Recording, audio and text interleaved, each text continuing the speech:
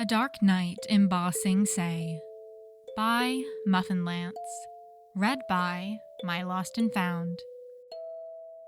Chapter 4. Zuko is a role model for our city's youth. The pie show parlor was closed. The windows were shuttered tightly, so no light would shine through even if one existed inside. No one responded to knocks on either the front or back doors. The teenagers, and child, looked at each other. "So," Taiji said. "Break-in?" "Yeah!" Mei Lin agreed, with a little jump in the air. Song had the feeling that Lee had been a very bad influence on them all. This feeling did nothing to stop her from coaching the little girl into forming a crowbar out of the paving stones, because they were not staying in the middle of the street in a city that had already tried to disappear them once. It was when they set the crowbar against the window shutters that the door finally creaked open. "May I ask what you're doing?" the unamused old man asked. "Were you just watching us and not saying anything?" Taiji asked, to which the man didn't reply. "Breaking in," Mei Lin answered, much more directly. "May I ask why?"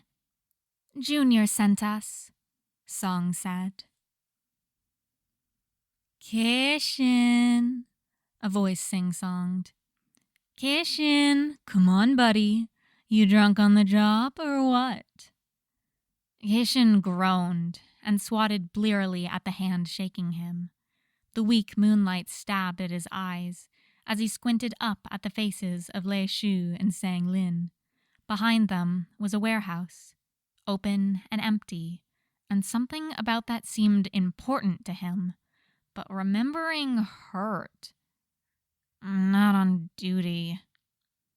"Oh boy." Lang Shu slid an arm under his shoulders and propped him up. Between him and his partner, they got him upright and draped over their shoulders. "You get mugged, Kishin? Somebody mistook the city guard for a profession that makes money?" Kishin stumbled between them, managing a word or two edgewise between their smiles and friendly ribbing, but their attempts to get him more alert, which, now that he was getting more alert, seemed important. Belatedly, he realized they weren't going to the station. "Where are you taking me?" Equally belatedly, he realized that wasn't a question a guy should ask out loud when he was in no condition to fight back. When those kids at the warehouse had looked scared of guard uniforms, and his co-workers had just ceased their friendly teasing. Hadn't dropped the smiles, though. "What were you doing at that warehouse, Kishin? Where are they?" He'd always been a little too suspicious for his own good. He'd never thought about what he'd do once he got his evidence. Mei Jin poured another cup for Lee's uncle. Mushi reciprocated, with a carefree smile that did not match the carefully measured breathing he'd never faltered in all evening. They were sitting in the main room.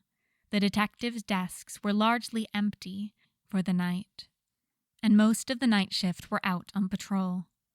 Ryo Chojio was diligently working his way through the day shift's paperwork at the next desk over. The captain was still holed up in his office. The teamaker had chosen a table by a corner, his back to two walls, facing windows and door, his eyes tracking any errant movement in the room with practiced ease. Mei Xin sipped his tea. It was very good, for something made from stale guard station leaves.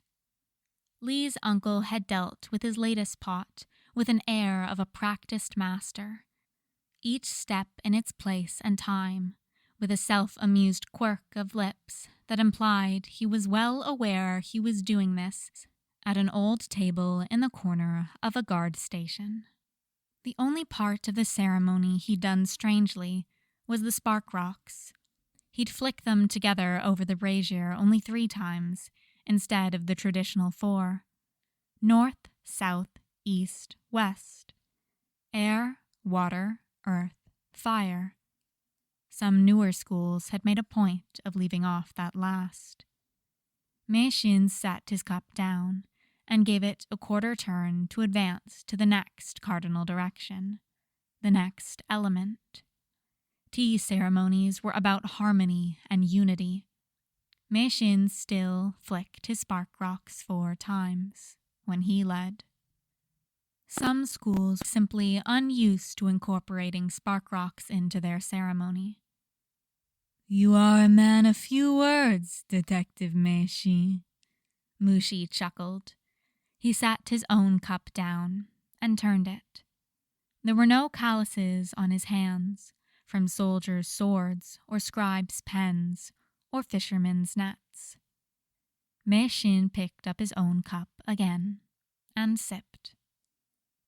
On the next rooftop over, a feral pygmy puma's hissing cut off with a startled meow. Mushi's eyes flicked to the window. Mei Xin felt rather than heard light footsteps dropping onto the street, and tired wobbling before the figure outside caught itself. "It's a lovely night, Detective," Lee's uncle smiled. "You have been cooped up with this old man for far too long. Perhaps you need some fresh air." Mei Xin sat his cup down again, poured into an empty cup, then took both and headed for the door. No, Uncle, what are you doing? He knew Zuko was out here. He had to, because why else would he be encouraging a guard to come find him? Zuko pressed himself tighter to the wall next to the open window, and wondered if now was a good time to just disown the last member of his family who hadn't effectively done the same to him first. A lot of people didn't have uncles, and they were fine. If he didn't have an uncle, there wouldn't be dirty shirts on the apartment floor, or refugees interrupting his shifts with sword fights, or a guard coming out to find him. The boy was pressed against the shadows near the wall when Mei Xin came out. His eyes flashed cat gold in the light from the window, and his stance wound tighter and his chest heaved harder with each movement Mei Xin looked his way. He had lost his outer robes somewhere. His bare chest was dark, with the kind of spreading bruise that came from rocks aimed to take a target down fast, with little regard to their getting up again afterward. Mei Xin lowered himself laboriously to a seat on the ground, his bad leg out straight, his body angled towards the street rather than the teenager. He set the spare teacup on the ground next to himself and held his own with both hands. It was a bit small in his grasp, but he was used to that. What remained of the boy's clothes were dirt-streaked. There was a cobweb in his hair he hadn't seemed to notice, and a matted patch that might have been dried blood. Inexpertly broken stone cuffs were locked round his wrists, exhaustion in his stance, and a perfect distribution of weight on his feet for dodging an earthbending attack, no matter the direction it came from. His muscles were too defined for a fisherman's son, his ribs too prominent under his skin for anyone but a refugee. Mei Xin sipped his tea. Zuko swallowed thickly and tried not to stare at the cups. He'd run across what felt like half the city and back without any water. The guard's gaze flickered his way, and Zuko tensed again. When had he ever relaxed? He'd seen this guy bend. Mountain was a master. A master who was trying to lure him over with tea. Who did he think Zuko was? Uncle? Zuko kept his eyes on the man's hands and feet, waiting for him to drop the act. All he did was keep drinking, probably to lower Zuko's guard. Like that would lower Zuko's guard.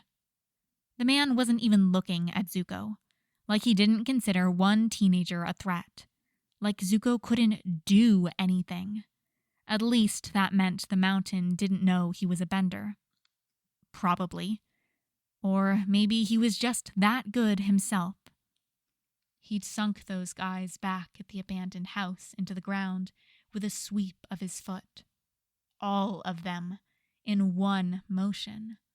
Zuko and Song had barely gotten out of sight before he could turn on them.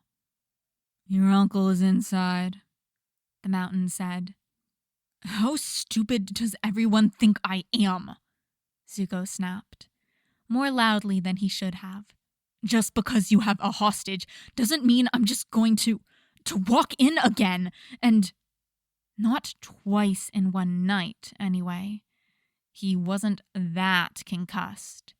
And why was he even talking to this guy?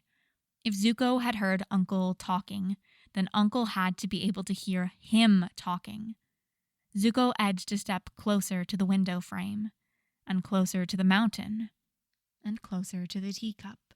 Agony, he was so thirsty. And darted a look inside.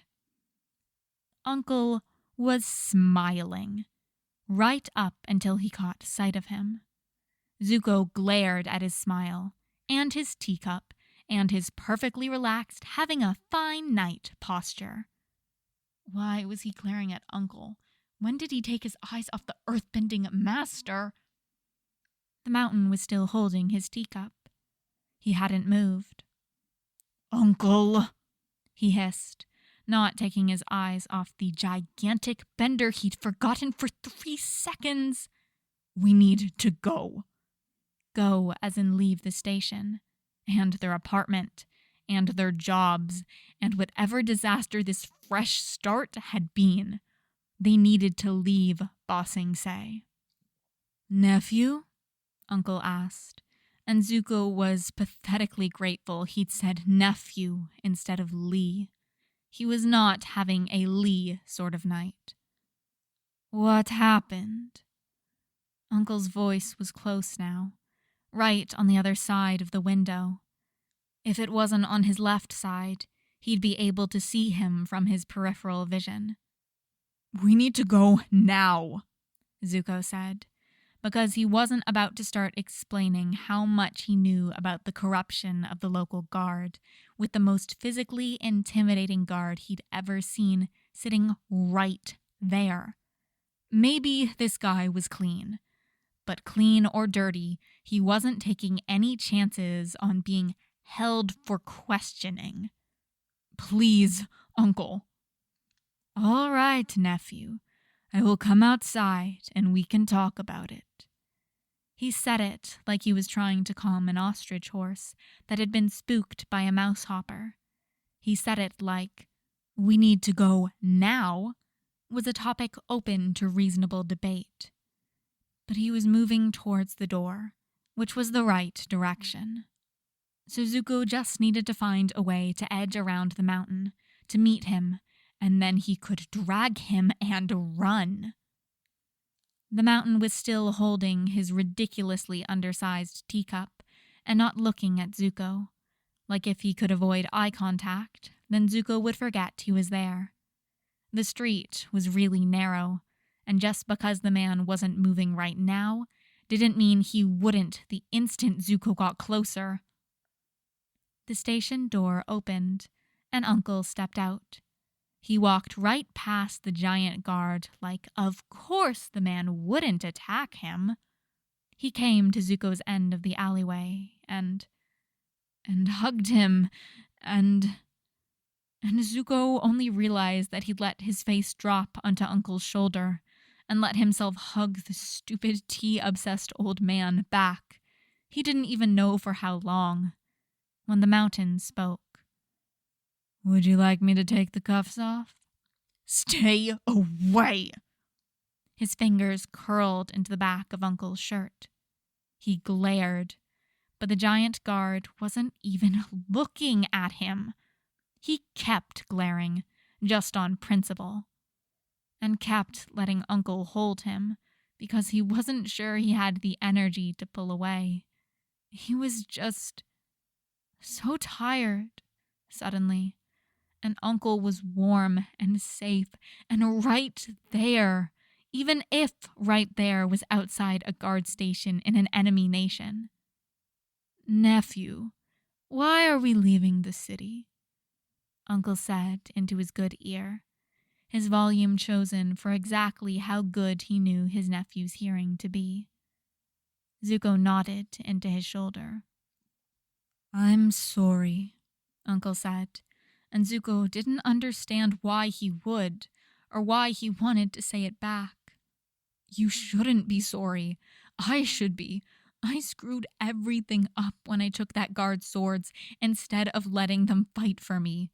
When I left you on the road. When I let you come with me into my banishment. When I talked you into letting me into the war room. When I was angry with Lu Ten for laughing that I was too young to fight and I didn't say goodbye before you left for Ba Sing Se. It's okay, my boy. There are other cities." It was a nice lie, that anything would be different in another city, that he could ever be Uncle's boy.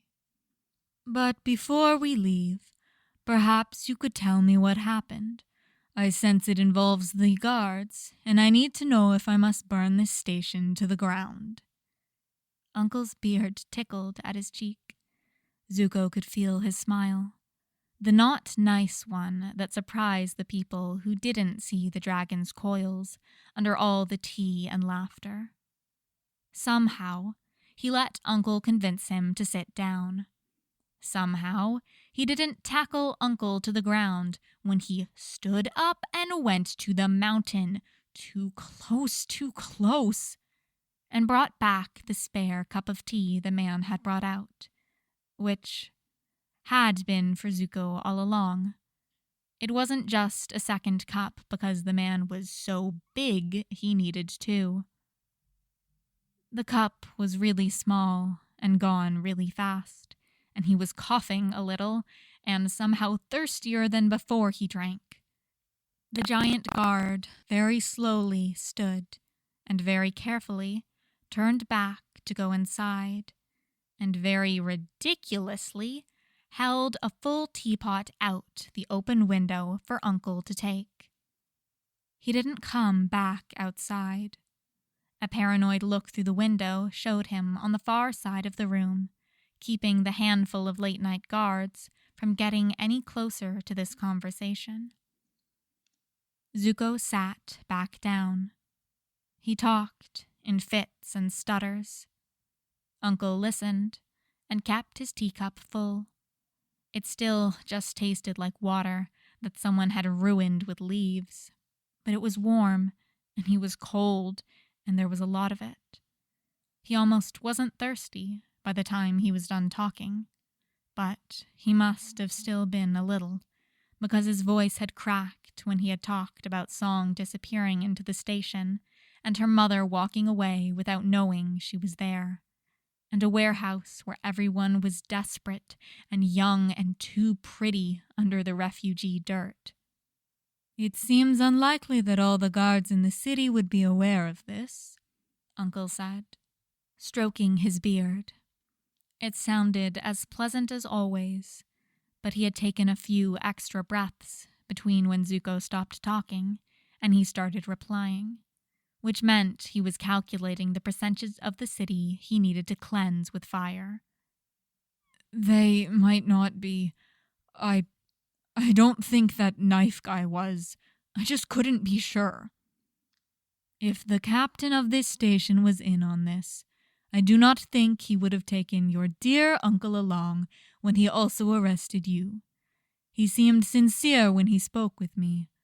Officer Meijin as well." "Meijin? Mountain?" He could have caught me. Maybe. A few times, I think." Even in the alleyway just now, with its stone pavement and walls and nowhere for Zuko to go that didn't involve touching more earth.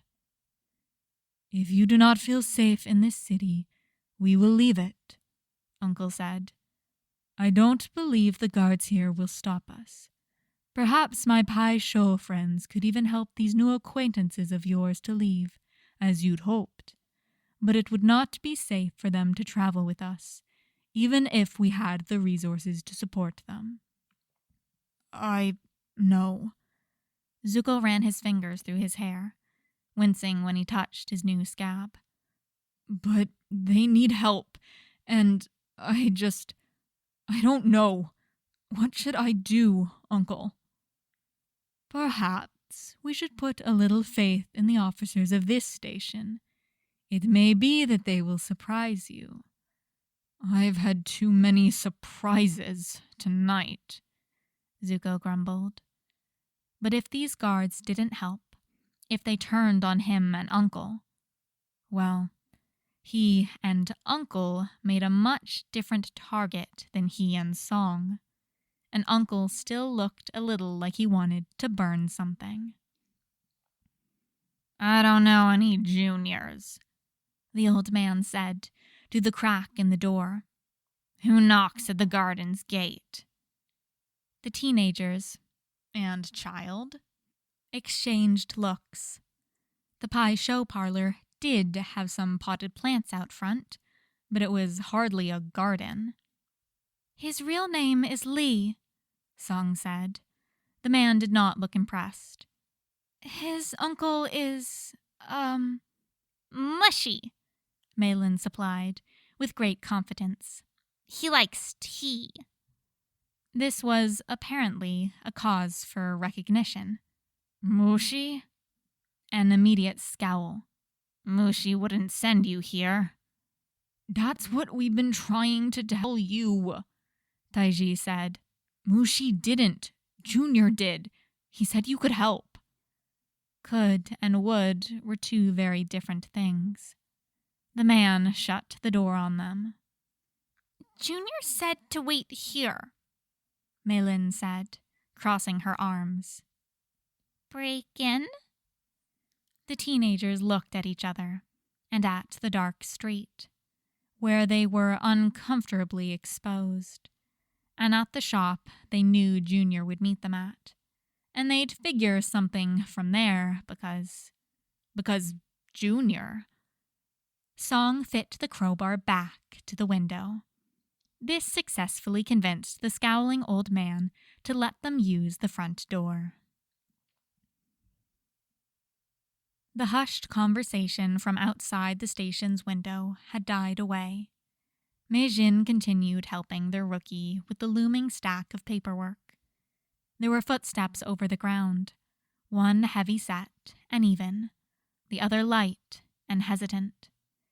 They came to the door of the station, rather than disappearing into the city night.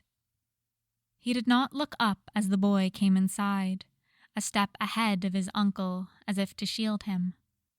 From the corner of his eye, Mei-jin could see a fierce scowl, lifted chin, and stiff shoulders. "Would you like me to remove the cuffs?" he offered again, filling out dates and times and remembered details from crimes earlier in his shift. He felt more than saw the shift in weight as Lee's uncle gave the boy a reassuring push forward. Lee said. Yes, please." His politeness had been heralded by additional gentle back nudges.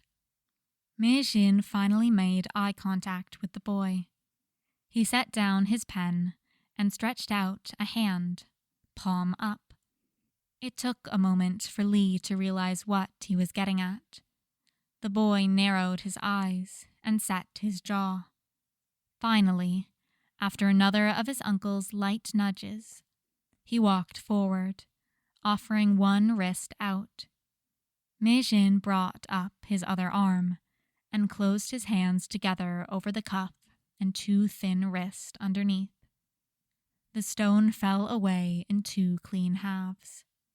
The boy was bruised and scraped underneath from these cuffs and Mei Xin's own earlier in the night. His skin was fever hot and pale.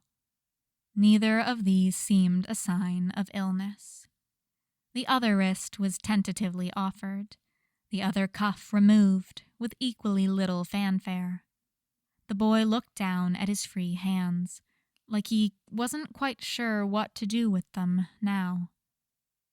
"Thank you," he said softly, with a tight bow. Mei Xin understood, ignored the boy's subtle shift to a more solid stance as he stepped out from behind the desk, walked past him, and knocked on the door to the captain's office. "Lee's here, sir." The captain opened his door, blinked once at Lee's appearance. Lee's face shut back down into a scowl. His uncle came up to his side and gently encouraged him inside the captain's office. Mei Xin sat back down at his desk and left them to it. The pie show parlor was as boring to a group of teenagers, and one child, as a pie show parlor should be. The old man was sitting at a table with his arms crossed, being extra boring, as if that would make them forget that this particular pie show parlor maintained a constant night watchman, who didn't make even a token effort to leave and summon the guards to deal with the ill-kept hooligans who'd invaded his shop. "I don't like just sitting around," Taiji said, his leg bouncing. Mei Lin grumbled against his chest sleepily. "What would Junior do?" another teen asked. "Probably some crazy stuff from a spy play," another said. The teenagers contemplated this. Then they scouted escape routes and possible weapons, and how easily it would be to barricade themselves in a back room. The old man watched. It occurred to him that Junior was probably Mushi's nephew. The world made both more and less sense after that. What had the Grand Master been teaching that boy? "I'm going with you," Zuko said. "You," the captain replied, "are an exhausted teenager with a head wound and probable broken ribs. They're just bruised."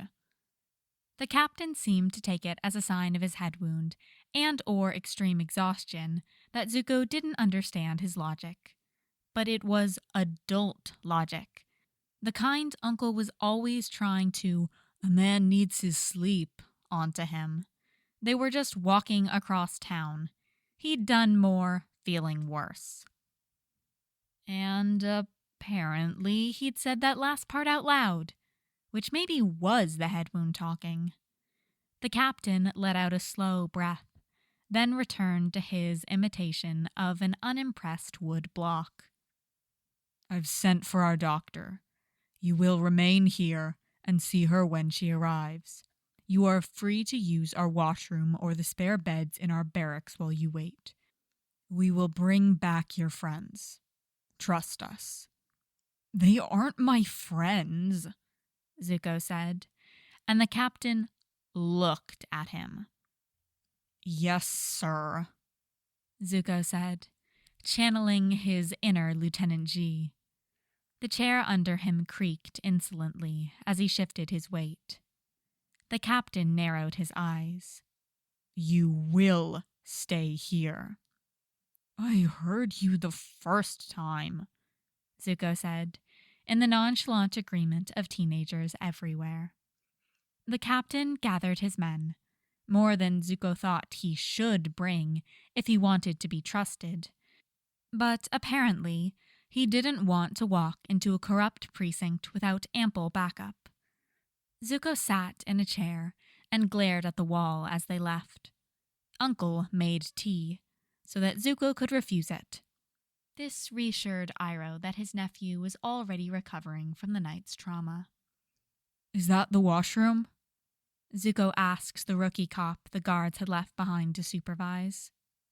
Yes, the rookie said. The stove's out for the night, though. It's only cold water. Zuko went in and shut the door. There was a water tank over the scrapped ashes of a former fire. Zuko double-checked that the door was locked and the shutters closed, then added wood from a nearby pile and breathed life into the flames. The others in that warehouse had looked like they hadn't bathed since they'd left whatever peasant towns they'd stumbled out of. With the amount of time that it would take the captain to convince them that his guards were somehow different from the guards that had locked them up, they should have hot water waiting when they got here. If they got here. For himself, he heated up a bucket the fast way. There were clean clothes folded neatly on a shelf. He scrubbed off sweat, dirt, and the mat of blood from his hair. The head wound wasn't even that impressive. There were clothes on the shelf, too. Spare uniforms. Spare uniforms, and a window that locked from the inside. The captain did this to himself. Iroh sat in front of his steeping tea and wondered how long it would take the young rookie to realize that Zuko's pot was, as they say, already boiled, and drunk, and probably tossed out a window. It had been a long night, and he admitted his proverbs were suffering for it. It had been a long night, and there had been no way to stop his nephew short of sitting on the boy and never blinking. At least this time Zuko would have backup, even if the backup did not yet know he was coming, or that it required his assistance. It should be noted that while head wounds did not improve his nephew's life choices, they did not make them measurably worse either. Zuko had always been quite skilled at passing concussion tests. Perhaps because he always approached problems as if he'd been hit on the head. Iroh sipped his tea. It was calming. Zuko knew where the Pai Sho parlor was. He did, but none of these streets connected how he thought they would, and he wasn't sure if he should dangle himself and his luck in front of those Dai Li agents who were definitely watching him from the rooftops, and damn it, if that was the sound of a mugging from the alleyway, he would... You could help, he said up to a rooftop shadow. The shadow startled, like it thought it was being subtle. Zuko tugged at his hair and tried to keep walking past the sounds of a boot connecting with something meaty, interspersed with a cajoling voice asking questions. Fine. Okay. Whatever. He spun on his heels and went into the alleyway. Were the spirits messing with him tonight? Happy now? He came face to face with two startled guardsmen, laugh lines and sneers. 3 guardsmen, actually, although Knife wasn't looking so good on the alleyway floor, and Zuko wasn't sure if the guy recognized him past the blood he was squinting through. Sneers, Zuko noted, had Zuko's swords. Kishin's vision was a little wobbly, like the rest of him. It had to be, because part of his brain was convinced he was seeing a guard from his own precinct taking down Lei Shu and Sang Lin with crazy ninja moves, and the rest of his brain was convinced the guard was Lee. Guard Lee checked the pulses, and then eluded the unconscious bodies. He casually pocketed all the weapons they had, and slung a set of dao over his back, took their money, rifled through their papers, and dropped them on the ground with a scowl. Turned to Keishin. Are you alive? Does it still hurt when you're dead? Can you, The kid scratched behind his ear. Can you find an address? Yes, this was definitely Lee. Did you stop an assault to get directions? Kishin pushed himself up along the alleyway wall, and then paused for a few gasping, "Well, that was a bad idea," breaths. He was pretty sure he had a bruised rib or two. And, oh man, the kid could scowl flush. "Can you help me or not?"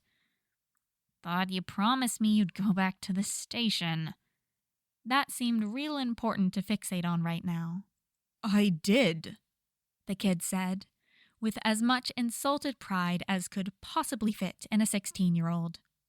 "Then I left."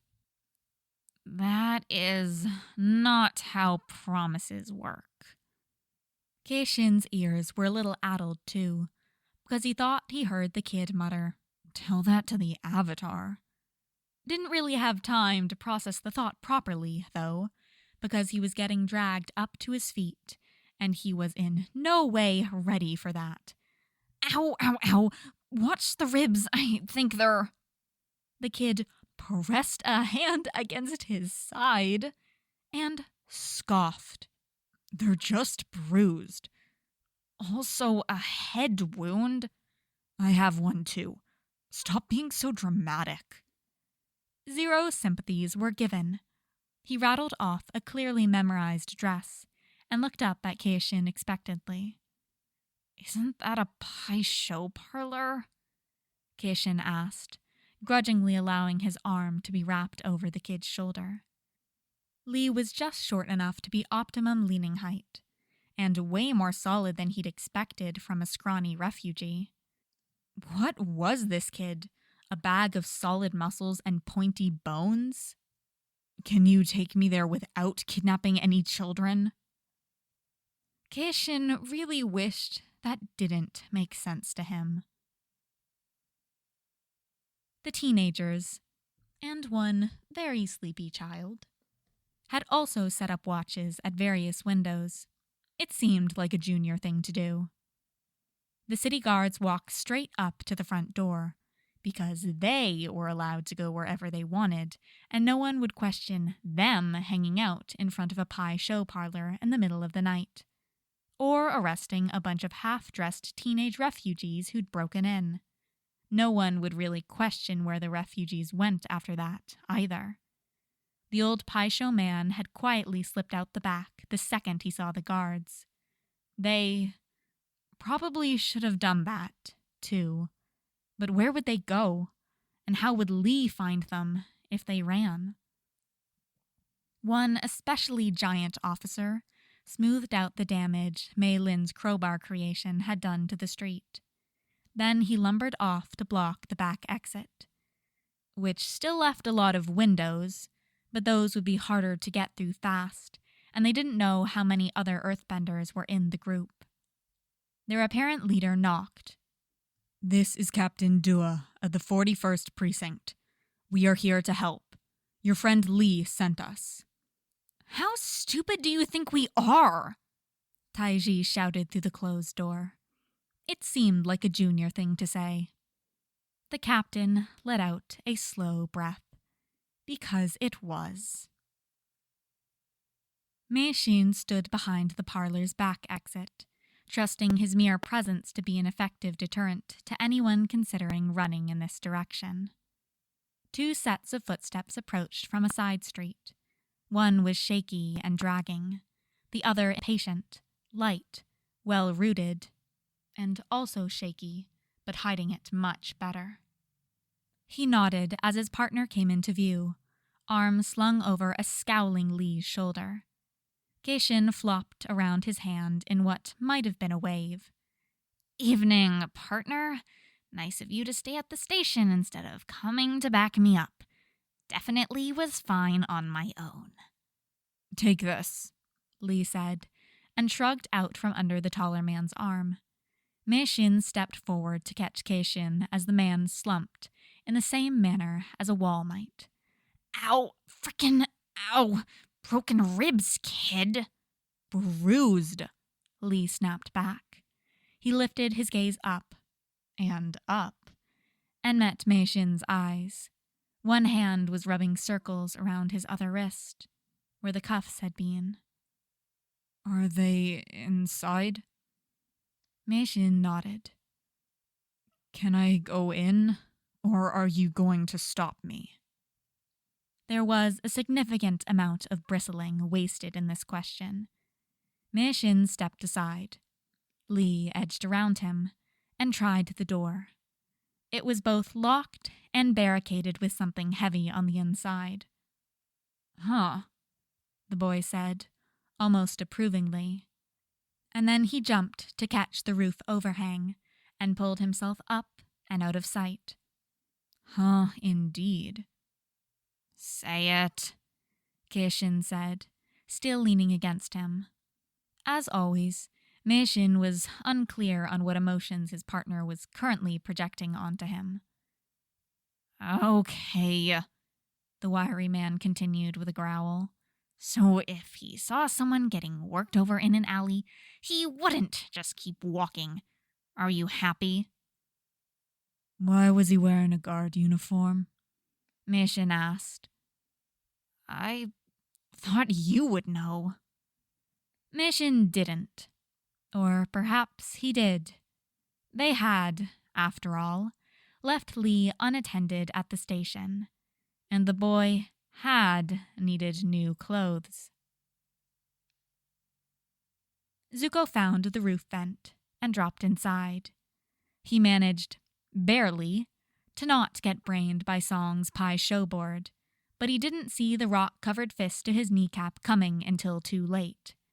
He went down and fought against all the instincts that told him to get up, keep fighting. He held up his hands instead. Li here. Ow. Song peered down at him, one of many faces in the startled ring of teenagers. And one victorious child. Where did you get a guard uniform? I borrowed it. Her lips quirked. You mean you ostrich-horsed it? Zuko scowled, because obviously they were all fine and didn't need his help at all. He pushed himself up and got side-tackled, okay, maybe it was a hug instead, by a little girl. Sorry, she said. He patted her head. That's what you were supposed to do with upset children, right? Never apologize for hitting the bad guy. But you aren't the bad guy. He patted her head again and didn't argue the point, even though others certainly would have on his behalf. The teenagers huddled closer around him. They barricaded themselves into what looked like a back storeroom. Lots of wooden shelves full of tea and extra pie show sets, and boxes full of other, probably boring old man stuff. Also, a few of those giant, could hold a person inside, vases. So, maybe not just boring old man stuff. What's the plan? Taiji asked. Zuko started. Turn ourselves in? They're not from this station. They're from the district by my uncle's apartment. He wants us to trust them. Do you trust them? Song asked. He didn't know why that mattered. Why they'd assume he was right on this. He never was. He was a terrible judge of character. Just look at Jet on the ferry and then at the tea shop earlier in the night. That really had been earlier in the night. They took my cuffs off, Zuko answered, giving them the same information he had to work with. And left me alone in a room. None of them had known Junior long, but all of them knew that was a bad idea for anyone serious about containing him. All right, Song decided, tucking her pie show board under one arm and offering her still cuffed hands down to him. We'll trust you. Zuko stared at her offered hands until he realized that she was trying to help him up. He took them and got up. I wouldn't trust me, he confided, because she deserved at least that much. She patted him on the head, in exactly the same awkwardly stilted way he'd patted Mei Lin. The smirk at the corners of her mouth made it clear that this was completely intentional. Come on, let's go not trust some guards together. The guards of the 41st Precinct arrested some still unconscious officers on the way back to their own station. Keishin felt vindicated enough not to mention where his own initial concussion had come from. This had nothing to do with the way the little earthbending girl kept walking right behind Lee and turning back to scowl at him. Keishin scoffed. The little girl walked even closer to Lee. Meijin said nothing. The children refused to be alone with any of the captain's guards, or the doctor. They largely moved as a unit, a tired unit, disinclined to trust anyone not inducted into its membership. The captain held off on taking their statements, leaving the morning shift commander detailed instructions on how exactly to leave them alone and not let any officers they didn't already recognize near them. His own evening shift would deal with them tomorrow, when they were rested and hopefully more domesticated. He was surprised by a knock on his office door, even more surprised when Lee entered, alone. The boy glanced around the room like he was looking for any more surprises the night might have for him. Then he came forward and straightened up like he was making a military report. The other guards took our passports. Everyone's. We need papers to stay in the city. There was no please in his tone or his manners, just a righteous demand. The captain sincerely doubted that all of those children were here legally, particularly with the way the boy wasn't meeting his eyes. He also sincerely doubted they would agree to testify against gang members and corrupt guards without even the promise of citizenship. I'll see to it the paperwork is started. The boy nodded in a tight jerk, his posture relaxing from fight or fight back towards his rapidly approaching adrenaline crash. Lee, where did you get that uniform? The boy's shoulders snapped straight again. He looked somewhere above the captain's head. You said I could use your washroom, sir. I did. I also told you to stay at the station. Why didn't you? The scowl returned, at full force. You're not my boss. Did your uncle tell you about my offer? Yes. I hope you'll consider it. You have a guard's instincts, though I would be your boss then. The boy looked at him like he was insane for even offering. It was a, "Have you met me? And you still want me?" type of look, and the first purely teenage adults are crazy expression the captain had seen from him. He really was quite young under the bluster. Good night, Lee. You too? Iroh smiled down at the young girl. The girl scowled up at him in an endearing imitation of his nephew's own favorite expression. She was even squinting her left eye extra hard. Tea? He offered. She slapped the cup out of his hand. That's from your nephew. It took him a moment to recognize the strange sound that followed. Zuko, trying hard not to laugh with bruised ribs. It was a sound worth a spilled teacup or two. Some of these kids hadn't bathed for weeks, it smelled like. Keishin was pretty sure the amount of splashing he was hearing was not strictly necessary. How did you even start that fire? Keishin asked, with entirely warranted suspicion, and if Meijin wanted to say something, he could just say it already. Chojiao says the spark rocks were with the tea set. Wait, did you say it right? No one answered the bemused rookie. Lee had taken it upon himself to guard the washroom door. He managed to bristle self-righteously and look incredibly shifty simultaneously. I had some You had spark rocks. in my pocket. In your pocket, like normal people do.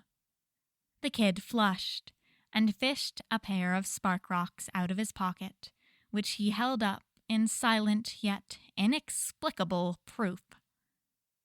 Huh, Keishin said. Are you an arsonist? Detective Keishin, The captain snapped, and made him get a start on his paperwork, even though he was still waiting for his turn with the doctor.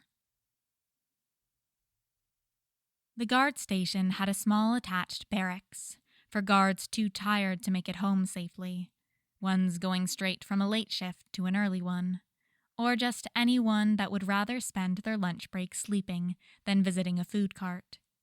Keishin had made the mistake of claiming a bet in it. Keishin was unceremoniously bullied out by a horde of freshly bathed children who claimed the beds and the pillows like vulture hyenas snapping at a kill. He barely got out of the room alive with a blanket around his shoulders. Don't say it, he hissed at his partner as he got set up in a nest on the floor of the main room, under his desk. His apartment was in the neighboring precinct, the one he'd gotten his ass handed to him in, the one whose officers they had in their lockup. He was not going home tonight. Mijin had volunteered to stay up and make sure the morning shift was briefed on their guests. Also to make sure the kids didn't disappear out the window, which, good luck to him, Keishin was not volunteering for that. Keishin was tucking his coat around a stack of paperwork in a vaguely pillow-like shape, wrapping up in his blanket, and going to sleep. Thank you very much. Across the room, Lee's uncle was trying to get the boy inside the barracks room and into one of those beds, even though the kids were already 2 or 3 to a bunk, and Keishin couldn't imagine a porcupine raccoon like Lee sharing comfortably. This was a non-issue, since Lee refused to stop guarding the door. A man needs his... I'm fine, the kid snapped. They trust me. I can't just sleep. All right, nephew. Then may I have the honor of first watch? Fine. Lee's uncle arranged 2 chairs next to the barracks door, side by side. The boy was asleep on his shoulder before the kids inside had even settled down. Keishin snorted. The boy jerked awake just long enough to scowl at him, then went to sleep. Or tried to. The doctor had said his ribs were only bruised, but he was still pretty sure there was a crack in there somewhere. He was not being dramatic. Song's mother was there within the hour. Zuko didn't wake up for the tearful reunion. If there was any fond motherly ruffling of his own hair, it was quickly grumble-swatted away as he rested on Uncle's shoulder. Lee's uncle did not wake him up for his own turn at watch shift, Mijin noted. The boy woke up only once, startling to awareness like a combat veteran at alarm. Shh, nephew, go back to sleep, the old man soothed, running a hand through the boy's short hair. We are safe here. No, we're not, the boy groggily stated. An argument, a fact. Safe for now, the man corrected, which seemed good enough for his nephew. Lee lay his head back down and relaxed under the hand, still gently carding his hair. It was exactly sunrise. Meijin made no reaction to this fact, as the old man searched him for one out of the corner of his eye. He was done killing Fire Nation children. Former guardsmen Lang Shu and Sang Lin died in transit to the district prison before they could be questioned. It was as unexpected as it was tragic. End Case 0.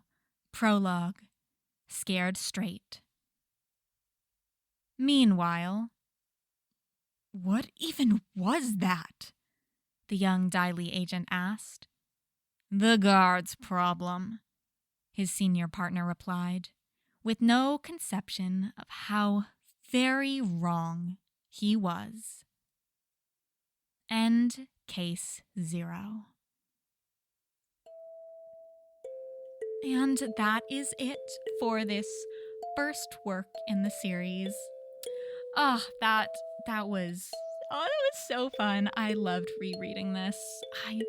It's just beautiful. It's beautiful. It's amazing. And this is like one of my favorite just genres of Zuko. It's like, yes, he's just a little creature who doesn't even realize it half the time, or most of the time. And he's just there, and like the kids just flock to him like, yes, that is a role model that I just need to have. I just need to follow him. He's amazing. Because yes, he's a little creature. He's an awkward turtle duck. And like the tag said, and maybe also Catwoman. He is great. And oh my gosh, I just noticed that Podfic Available was added to the tags on this fic. Yes, I have made this and finished the first one. I'm gonna take a break before I podfic the next work in the series, but I'm definitely gonna get around to it. I've just enjoyed this so much. Just, yes. And I think I read the first chapter of the next one, maybe. I remember wanting to wait until all the chapters came out just to like binge it through, but I definitely remember I didn't follow through on that. But I think I decided that after the first chapter. Anyway, after this, I will be reading for the first time alongside you guys, like listening if this is your first time. But anyway, I'm very excited to read more with you guys. And this has been so fun. MuffinLance is just an amazing author. And again, I'm just so excited to be doing one of their works. And I hope you guys have been enjoying, and I hope you will continue to enjoy once the next fic comes out. Anyway, if you have enjoyed, please go leave a kudos, a comment on the original fic. I am sure they appreciate it. And make sure to check out the art that they have linked in the end notes. They're like, it's enjoyable, it's lovely, it's great. Anyway, go check that out. Go leave a kudos, comment again, whatever you can. And that is all for this time. I will see you guys next time.